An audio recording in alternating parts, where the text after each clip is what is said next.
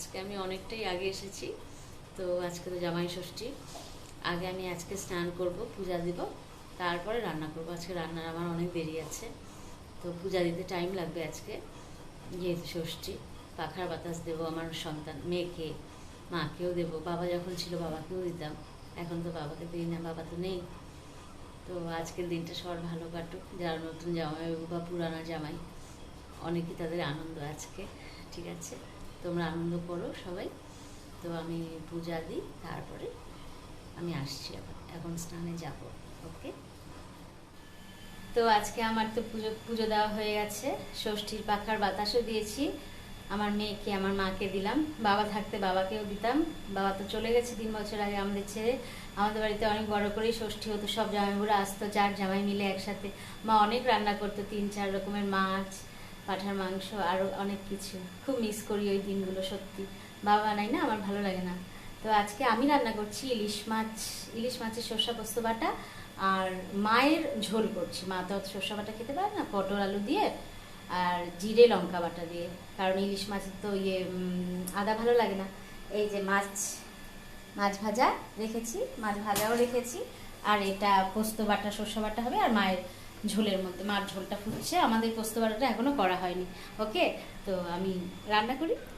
চালের গুঁড়ো খুব ভালো স্ক্রাবারের কাজ করে, কিন্তু চালের গুঁড়োর সাথে 1 চামচ মধু মিশিয়ে তার সাথে দুধ দিয়ে ভালো করে পেস্টটা বানাবে, বানিয়ে মুখের মধ্যে লাগাবে, সারা মুখে, ঘাড়ে, হাতে 15 মিনিট রেখে তারপরে ওটাকে ম্যাসাজ করে করে তারপর জল দিয়ে ধুয়ে ফেলবে।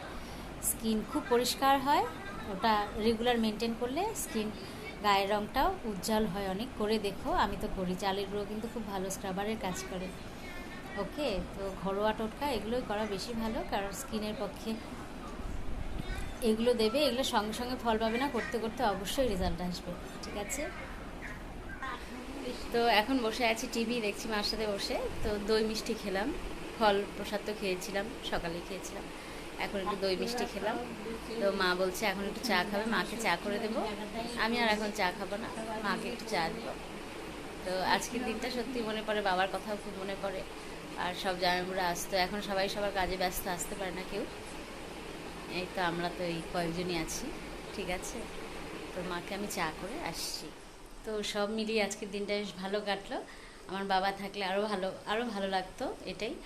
আর মাছটাও সত্যি দুর্দান্ত দুর্দান্ত ছিল। ইলিশ মাছ খুবই ভালো ছিল আজকে, রান্নাটাও ভালো হয়েছে, নিজের রান্না নিজেই বলছি।